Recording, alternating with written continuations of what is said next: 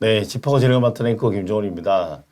네, 지금 한참 부동산 경기가 안 좋은데, 그래서 정부가 경기를 좀 부양해 보자는 차원에서 청약홈을 개편했다고 합니다. 예, 관련해서 김효선 NNC 농협은행 부동산 수석위원 모시고 한번 이야기 나누고 있습니다. 네, 어서 오십시오. 네, 안녕하세요. 네, 정부가 그 청약홈을 개편했다는데 저희가 봤을 때는 뭐 기존에도 지금 최신 판도 청약시장에 뭐 이미 다자녀나 출산가구나 혜택을 많이 준다고 했는데 네. 실제로 이제 크게 바뀐 게 뭐 있나요? 네, 이번에 제도 개편이 좀 네네. 전면적으로 되는 바람에 청약홈 홈페이지가 좀 새 단장을 네네. 했습니다. 네네. 그래서 3월 한 달 동안 이제 청약홈이 문을 닫았어요. 네네. 그래서 제도 개편이 완료가 돼서 네네. 이제 아마 4월부터는 이제 많은 단지들이 네네네. 분양이 시작될 예정인데요. 네.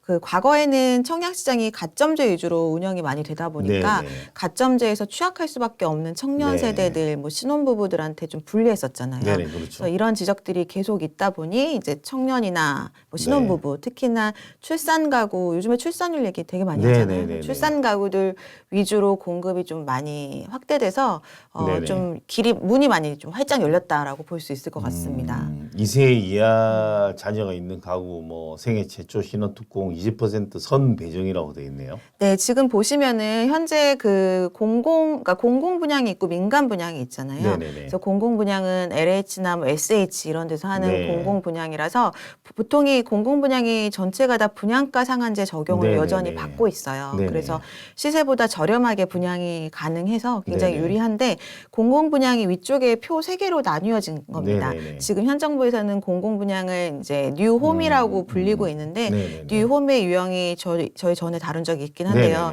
네네네. 나눔형과 선택형, 일반형으로 나눠지거든요. 네네. 근데 특히나 이제 신생아 특론이 이번에 새로 도입이 됐거든요. 네네네. 신생아 그 공급 확대가 새로 도입이 된 건데 네네네. 그 2세 이하의 자녀들을 이제 태아 포함해서 네네네. 낳으면은 그 나눔형 같은 경우는 신생아가 좀 35%나 물량이 배정되어 네네네. 있습니다. 그래서 신혼부부와 청년까지 합치면은 절반도 훨씬 더 되는 65% 정도가 뭐 네네. 이런 분들한테 이제 미리 선 배정이 네네. 되는 거고요. 선택형이나 일반형 같은 경우에도 30%, 20% 각각 네네. 신생아가 배정이 되면서 네네네. 아기를 낳으면 일단 가장 좀 유리하게 제도가 좀 바뀌었습니다. 그러네요. 예.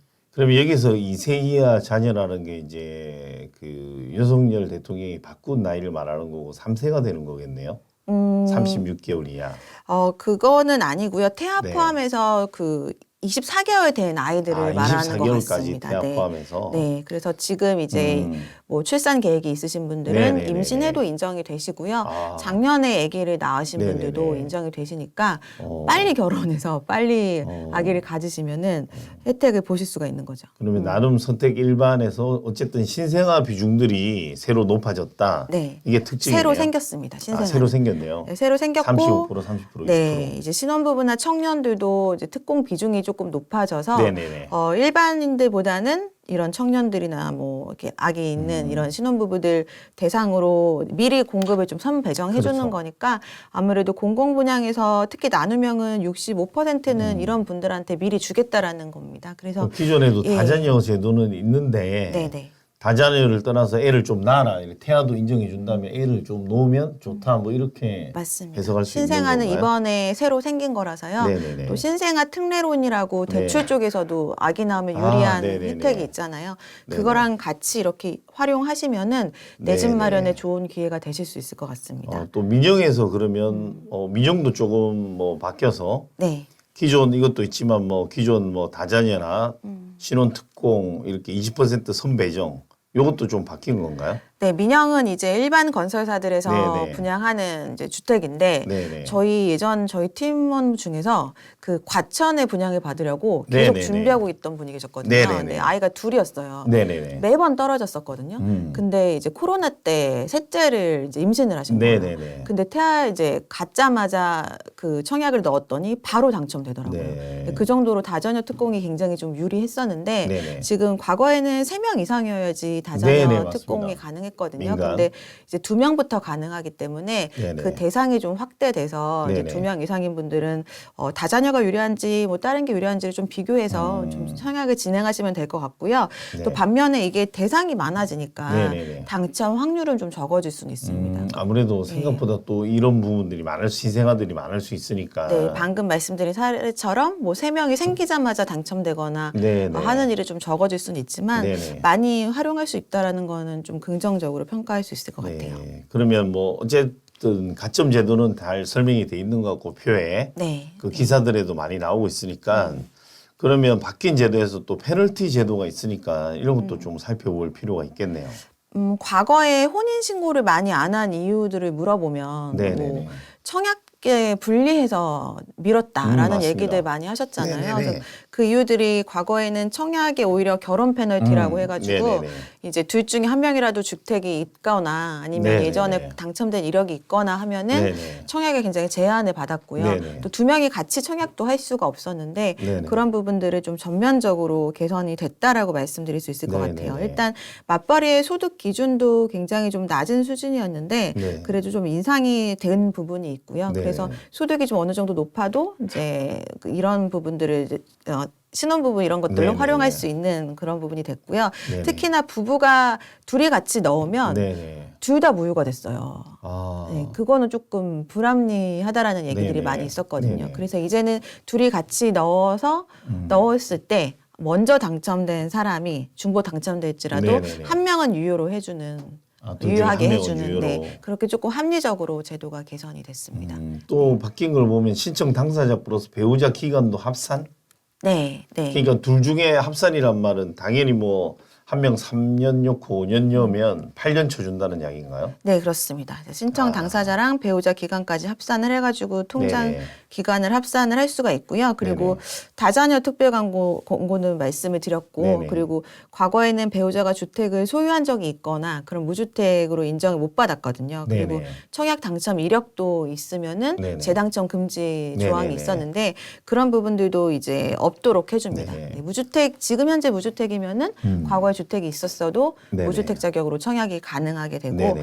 또 이제 당사자가 과거에 당첨이 됐다 하더라도 네네. 이제 가능할 수 있도록 네네. 문을 좀 많이 열어줘서 부부가 같이 청약을 넣을 수 있게 되는 이런 장점들이 생겼습니다. 소득도 보니까 뭐 기존에는 미혼 소득 100%에서 맞벌이 소득은 40% 할증을 해서 140이라 돼 있는데 200이라 하면 둘이 소득을 다 인정을 해준다고 봐야 되니까 어쨌든 소득도 완화하고 중복 당첨 시도 한 명은 해주고 또 민간을 3명에서 2명 그다음에 배우자 결혼 전 이력에서 뭐 당첨된 거 배제 그다음에 당사자가 이력이 없다면 또 신청이 가능하고 뭐 여러 가지로 많이 완화됐다 이런 생각이 드네요.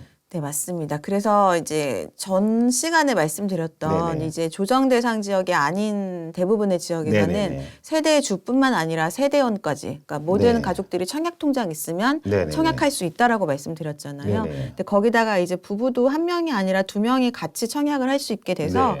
청약 경쟁률 자체가 조금 높아 보이는 그런 효과는 있을 것 같아요. 그래서 뭐 청약 경쟁률이 이제 청약이 본격적으로 시작이 되면은 공개가 될 텐데 그게 과거보다는 넣을 수 있는 대상이 많아졌기 때문에 그렇죠. 네, 그런 부분들을 조금 감안하셔야 될 것 같고요. 네네. 그럼에도 불구하고 사실 청년층한테 유리하게 제도가 변경이 되면은 뭐 30대 이하의 네네. 그런 청년들의 청약 당첨 비중이 높아지거든요. 네네네. 근데 표를 보시면은 최근에 30대 이하 비중이 오히려 좀 네. 줄어들었습니다. 네네. 그래서 그러네요. 네, 제도는 굉장히 좀 완화가 되긴 했지만 네네. 분양가 자체가 너무 빠르게 올라가고 있어요. 그러네요. 그래서 네, 왼쪽 표를 보시면은 네네. 이게 그 선으로 되어 있는 게 네네. 빨간 서울이고, 곡선. 네, 그리고 그 막대 그래프가 전국인데 네네. 서울만 좀 보시면 뒤에 좀 네네. 흐릿하게 가고 있는 게 매매 가격 변동률이거든요. 네네네. 그래서 매매 가격은 오히려 계속해서 좀 하락을 향하고 있는데 네네. 분양가는 거의 직선으로 지금 이제 올라가고 있어요. 그러니까 거의 막 네. 수직으로 사실 네, 그 수직으로. 2천에서 4천 사이에서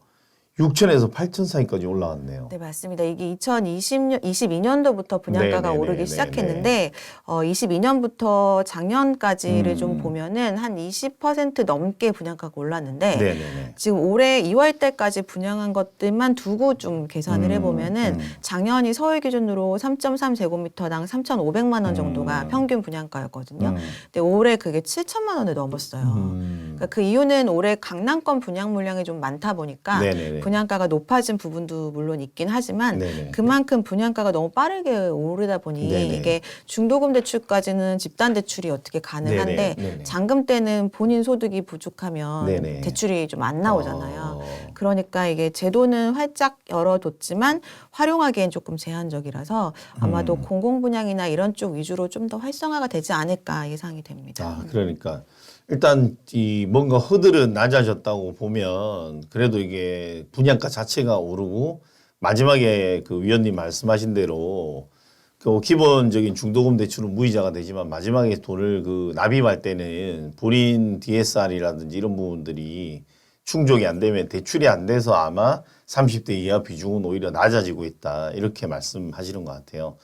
무튼 전체적으로는 세 자녀에서 두 자녀로 바뀌고 뭐 부부도 기간을 합산할 수 있게 해주고 하다 보니 꼼꼼히 따져보고 어떤 게 유리할까 생각하면 좋을 것 같고요.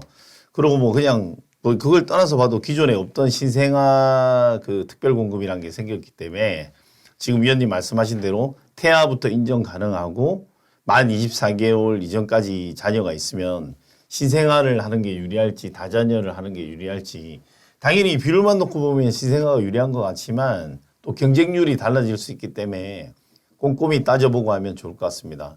네, 내 집 마련하는데 도움이 됐으면 합니다.